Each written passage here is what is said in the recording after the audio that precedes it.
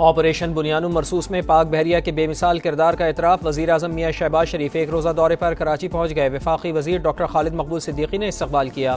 وزیر اعظم پاک نیوی کے افسران اور جوانوں سے خطاب کریں گے۔ بھارت کے جارحانہ عزائم خاک میں ملانے پر خراج تحسین پیش کریں گے۔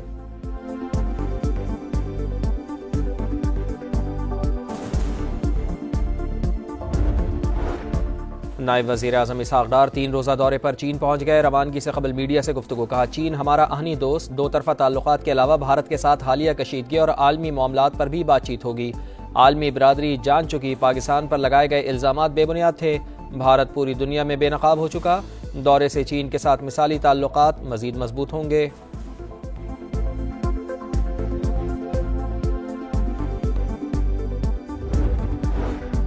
مودی سن لو، اب اکسایا یا حملہ کیا تو ہمارا رد عمل تیز اور عبرتناک ہوگا۔ ترجمان پاک فوج نے خبردار کر دیا۔ لیفٹیننٹ جنرل احمد شریف چودھری کا ترک میڈیا کو انٹرویو۔ کہا پاکستان افغانستان ہے نہ ہی فلسطین، جتنی جلدی انڈیا کو احساس ہوگا خطے کے لیے اچھا ہے۔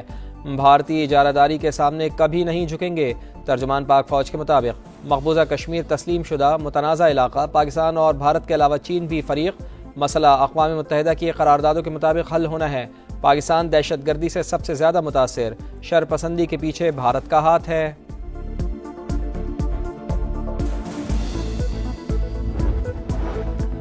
پاک فضائیہ دھرتی کی حفاظت کے لیے ہر قیمت ادا کرنے کو تیار۔ شہداء کا نام ہمیشہ عزت اور فخر سے لیا جاتا رہے گا۔ Air chief marshal Zaheer Ahmed Babar Sidhu کی شہید اسکواڈن لیڈر عثمان یوسف کے گھر آمد، ورثا سے تعزیت۔ کہا بہادر بیٹوں کی جرأت اور قربانی مشعل راہ ہے۔ ایئر چیف نے CMH راولپنڈی کا بھی دورہ کیا۔ فوجی اہلکاروں اور شہریوں سے ملاقات، زخمیوں کو بہترین طبی سہولیات فراہم کرنے کی ہدایت۔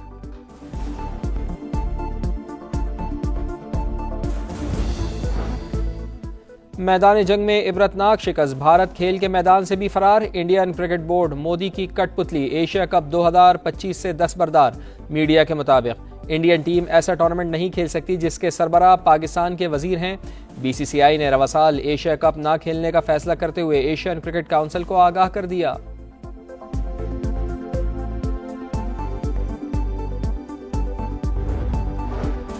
پاکستان اور IMF کے درمیان بجٹ مذاکرات کا آغاز۔ وزارت خزانہ، FBR اور پلاننگ کمیشن حکام کی شرکت۔ آمدن اور اخراجات پر حتمی بات چیت کل ہوگی۔ مالیاتی ادارے کے ساتھ پالیسی سطح کے مذاکرات بھی آج سے شروع ہوں گے۔ IMF نے ماحولیاتی تبدیلی کے خطرات سے نمٹنے کے لیے اہداف مقرر کر دیے۔ حکام کے مطابق پاکستان کی ماحولیاتی چیلنجز سے نمٹنے کی صلاحیت بہت کمزور ہے۔ 2023 تک گرین ہاؤس گیسوں کے اخراج میں 15% کمی لانا ہوگی۔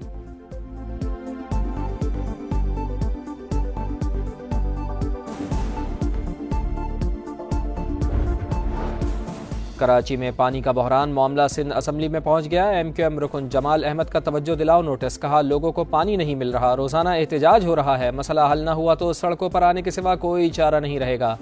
وزیر بلدیات سعید انی بولے کراچی میں پانی کی کمی کا سامنا ہے، لوڈ شیڈنگ کی وجہ سے سپلائی متاثر ہوتی ہے، ہب کینال پر کام ہو رہا ہے۔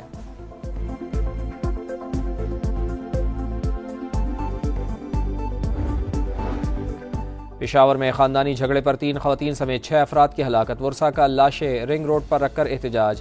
ملزمان کو گرفتار کرنے کا مطالبہ، پولیس کی یقین دہانی پر مظاہرین منتشر ہو گئے۔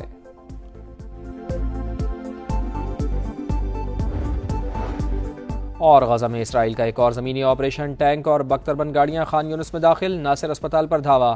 انڈونیشین اسپتال پر بھی حملے، 24 گھنٹے میں مزید 151 فلسطینی شہید ہو گئے۔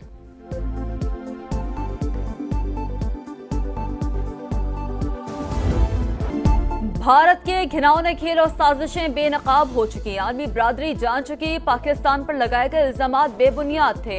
نائب وزیر اعظم اسحاق ڈار کی 3 روزہ دورہ چین پر روانگی سے پہلے گفتگو۔ کہا چین ہمارا آہنی دوست ملک ہے۔ دورے کے دوران دو طرفہ تعلقات کے علاوہ بھارت کے ساتھ حالیہ کشیدگی اور عالمی معاملات پر بھی بات ہوگی۔ چین کے ساتھ پاکستان کے مثالی تعلقات مزید مضبوط ہوں گے۔ پاک فضائیہ سرحدوں کی نگہبانی کے لیے کسی قربانی سے دریغ نہیں کرے گی، ہر قیمت ادا کرنے کو تیار ہیں۔ Air chief marshal Zaheer Ahmed Babar Sidhu کا ملک دشمنوں کو 2 ٹوک پیغام۔ سربراہ پاک فضائیہ کی شہید اسکواڈن لیڈر عثمان یوسف کے گھر آمد، ورثا سے تعزیت۔ کہا قوم شہداء کی قربانیاں کبھی نہیں بھولے گی، شہیدوں کا نام ہمیشہ عزت اور فخر سے لیا جاتا رہے گا۔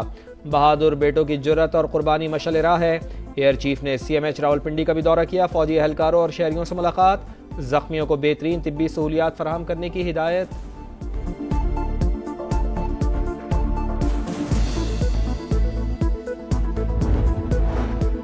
بھارت کی جارحیت اور جھوٹ بے نقاب، پاکستان نے ڈوزیئر جاری کر دیا، پہلگام فالس فلیگ کے ناقابل تردید شواہد پیش، بھارتی سوشل میڈیا اکاؤنٹس کی پاکستان مخالف مہم، فیک نیوز، سیٹلائٹ تصاویر اور عالمی میڈیا کی رپورٹس ڈوزیئر کا حصہ۔ بین الاقوامی میڈیا، بھارتی سیاستدانوں اور عوام نے پہلگام فالس فلیگ اور بھارتی میڈیا کے گھناؤنے کردار پر سوالات اٹھائے۔ ڈوزیئر کے مطابق پاکستان نے جارحیت کے جواب میں صرف بھارتی ملٹری اہداف کو نشانہ بنایا۔ PSL میں پاک فضائیہ کے شاہینوں کو خراج تحسین پیش، دشمن کے 6 طیارے گرانے پر بہادر سپوتوں کو سلام۔ Air chief marshal Zaheer Ahmed Babar Sidhu بھی پنڈی اسٹیڈیم میں آئے، محسن نقوی نے ویلکم کیا۔ راولپنڈی میں قومی ترانے پر پاکستان زندہ باد کے نعرے، گلوکار شجاع حیدر اور ساحر علی بگا نے آواز کا جادو جگایا۔ اسٹیڈیم میں قومی پرچموں کی بہار، شاندار آتش بازی نے میلہ لوٹ لیا۔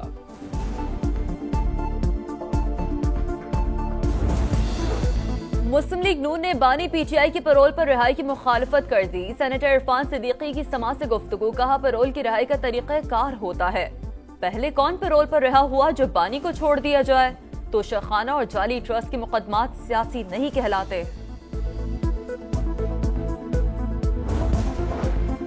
بانی PTI سے ملاقات نہ کرانے پر توہین عدالت کا کیس، وزیر اعلیٰ خیبر پختونخوا علی امین گنڈاپور کی درخواست پر اسلام آباد ہائی کورٹ نے جیل حکام سے جواب طلب کر لیا۔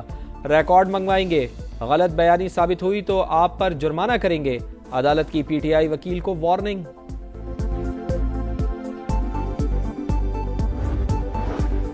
پاکستان میں موٹر ویز اور ایئر ایمبولنس کی سہولت پر کام ہو رہا ہے، ترقی یافتہ ممالک کے تجربات سے فائدہ اٹھائیں گے۔ وفاقی وزیر مواصلات عبدالعلیم خان کی گفتگو، قازان فورم میں شرکت، ایکسپو سینٹر کے دورے میں ایئر ایمبولنس کا معائنہ، کہا پاکستان میں ذرائع مواصلات میں بتدریج بہتری لا رہے ہیں، شہریوں کو ای ٹیگ اور دیگر آٹو سہولیات سے آگاہی دے رہے ہیں، قازان فورم پاکستان کے لیے سود مند ثابت ہوگا۔ وزیر اعلیٰ پنجاب نے خطے کی سب سے بڑی اور جدید کلائمیٹ آبزرویٹری بنانے کی منظوری دے دی، جدید سائنسی مرکز قائم کرنے کا فیصلہ، منصوبے کے لیے بجٹ، آلات اور زمین کی فراہمی کا فیزیبلٹی پلان تیار۔ سینئر وزیر پنجاب مریم اورنگزیب کی زیر صدارت اجلاس، کہا مریم نواز نے ماحولیاتی تبدیلی کے خطرات سے نمٹنے کا جامع پلان دیا۔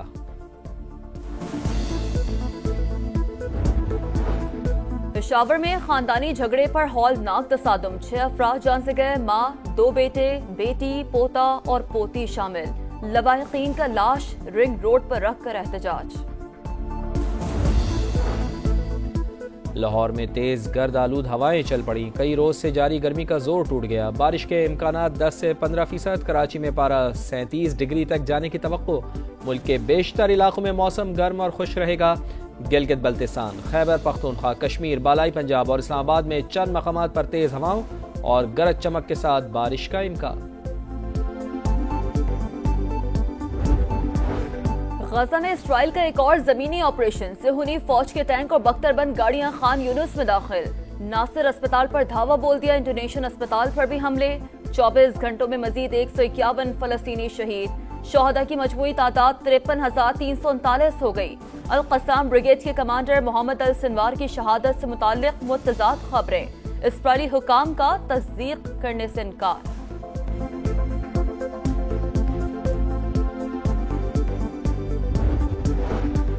سابق امریکی صدر جو بائیڈن میں پروسٹیٹ کینسر کی تشخیص، مرض ہڈیوں تک پھیل چکا، علاج ممکن نہیں، ڈاکٹرز نے جواب دے دیا، سابق صدر کی بیماری کا سن کر دھچکا لگا، جلد صحت یابی کے لیے دعا گو ہیں، صدر ڈونلڈ ٹرمپ کا رد عمل، سابق نائب صدر کملا ہیرس اور دیگر رہنماؤں کا بھی اظہار ہمدردی۔ PSL 10 کی پلے آف لائن اپ مکمل، بابر اعظم کی پشاور زلمی ایونٹ سے باہر، لاہور قلندرز نے آخری 4 ٹیموں نے جگہ بنا لی، کوئٹہ گلیڈیٹرز، کراچی کنگز، اسلام آباد یونائیٹڈ بھی پلے آف میں جگہ بنا چکی، آخری لیگ میچ آج کراچی اور اسلام آباد کے درمیان پنجی میں ہوگا۔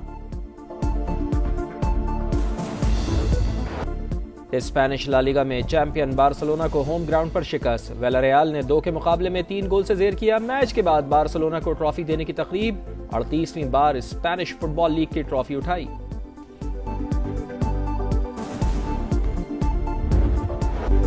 روم کے کورٹ پر ٹینس اسٹار کارلوس الکراز کا سکہ چل گیا۔ الکراز نے اٹالین اوپن کا تاج اپنے نام کر لیا۔ فائنل میں یونک سنر بے بس، ہسپانوی پلیئر کی فٹنس اور سپیڈ نے میچ کا پانسا پلٹ دیا۔ 21 سال کی عمر میں 7واں AT ماسٹرز ٹائٹل جیتا۔ اور رفتار کی دوڑ میں سیباسٹین اوگیئر پھر بازیگر، ورلڈ ریلی چیمپئن شپ کی 7ویں ریس سیباسٹین اوگیئر کی دوسری کامیابی، فرانسیسی ڈرائیور نے 7ویں بار پرتگال موٹر ریلی کا ٹائٹل جیت لیا۔